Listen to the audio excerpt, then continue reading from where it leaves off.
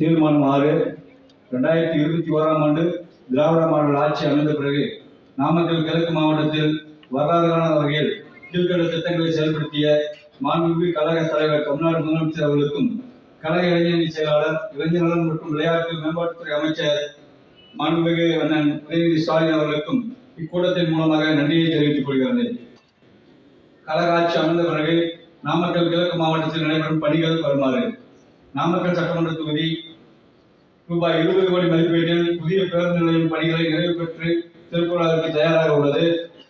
2. நாமக்கல் நகருக்கு ரூபாய் 194 கோடியில் புறவழிச்சாலை பணிகள் நடைபெற்று வருகிறது.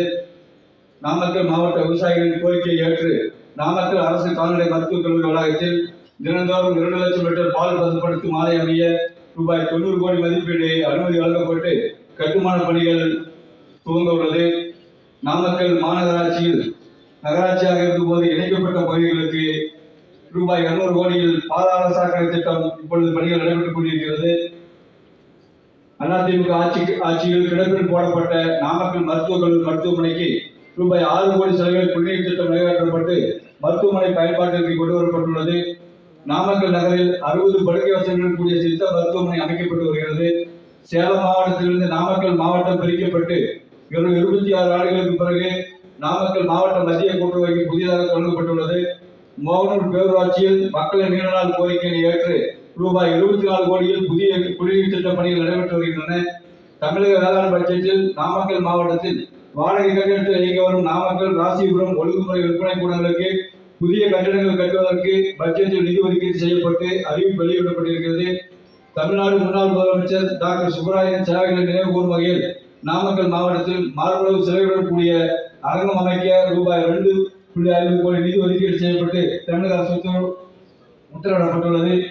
நயனாமலை அருள்மிகு ஸ்ரீ வரதராஜ பெருமாள் கோவிலுக்கு 7 கிலோமீட்டருக்கு மலைப்பாதை அமைக்கும் பணிக்கு ரூபாய் 13 கோடி ஒதுக்கப்பட்டு பணிகள் நடைபெற்று வருகிறது.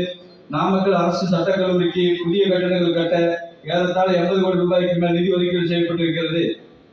சேந்தமங்கலம் சட்டமன்ற தொகுதி தமிழ்நாடு அரசு வரவு செலவு திட்ட அறிக்கையில் சேந்தமங்கலம் எருவம்பட்டி ஆகிய ஒன்றியங்களில் ரூபாய் 385 கோடியில் புதிய கூட்டு குடிநீர் திட்டம் நடப்பாடில் செயல்படுத்தப்பட உள்ளது. ராசிபுரம் சட்டமன்ற தொகுதி வெண்ணந்தூர் ஒன்றியம் போதமலை மக்களுக்கு ரூபாய் 140 கோடி மதிப்பீட்டில் சாலை அமைக்க அனுமதி வழங்கப்பட்டு பணிகள் நடைபெற்று வருகின்றது. ராசிபுரம் விவசாயிகளின் நீண்ட நாள் கோரிக்கையை ஏற்று பட்டு ஏல மையம் அமைக்கப்பட்டு இதுவரை ஏறத்தாழ 7 கோடி ரூபாய்க்கு ஏல மையத்தில் பட்டு விற்பனை செய்யப்பட்டுள்ளது. ராசிபுரம் சட்டமன்ற தொகுதி நாமதிப்பேட்டை ஊராட்சி ஒன்றியத்திற்கு உட்பட்ட விவசாயிகளின் நீண்ட நாள் பிரச்சனையாக இருந்த அன்சர்வே லேண்ட் செய்யப்படாத விளைநிலங்களில் சட்டசபையிலே வருவாய்த்துறை அமைச்சர் அறிவிப்புக்கு இணங்க தனி வட்டாட்சியை நியமித்து ஏறத்தாழ 1500க்கும் மேற்பட்ட நிலங்கள் சர்வே செய்யப்பட்டு நாளைக்கிணறு, மத்துருட்டு மற்றும் மங்களபுரத்தில் 832 விவசாய பெருங்குடி மக்களுக்கு 735 ஏக்கர் அளவில் விவசாய பட்டா வழங்கப்பட்டுள்ளது. தமிழ்நாடு குடிநீர் வடிகால் வாரியம் வாயிலாக ராசிபுரம் கூட்டு குடிநீர் திட்டத்திற்கு 754.37 கோடி ரூபாய் ஒதுக்கீடு செய்யப்பட்டு பணிகள் நடைபெற்று வருகிறது. அரசு மாவட்ட தலைமை மருத்துவமனை ராசிபுரத்தில் அமைய ஆணை வழங்கி ரூபாய் 54 கோடி நிதி ஒதுக்கீடு செய்யப்பட்டு பணிகள் நடைபெற்று வருகிறது.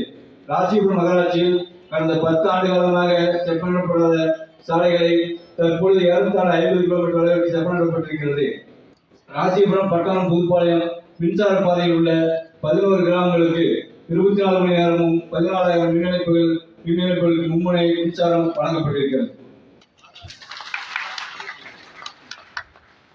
இத்தனை பணிகளையும் மாண்புமிகு கழக தலைவர் அவர்களிடமும் மாண்புமிகு இளைஞர் விளையாட்டுத்துறை அமைச்சரிடமும் நம்முடைய மாவட்டத்திற்காக பெற்றுத் தந்த மாண்புமிகு வனத்துறை அமைச்சர் அவர்களுக்கும் நம்முடைய மாவட்ட கழகத்துடைய செயலாளர் பாராளுமன்ற உறுப்பினர் மரியாதைக்குரிய தம்பி கே. ராஜேஷ்குமார் அவர்களுக்கும் கூட்டத்தின் வாயிலாக நன்றியை தெரிவித்துக் கொள்கிறோம்.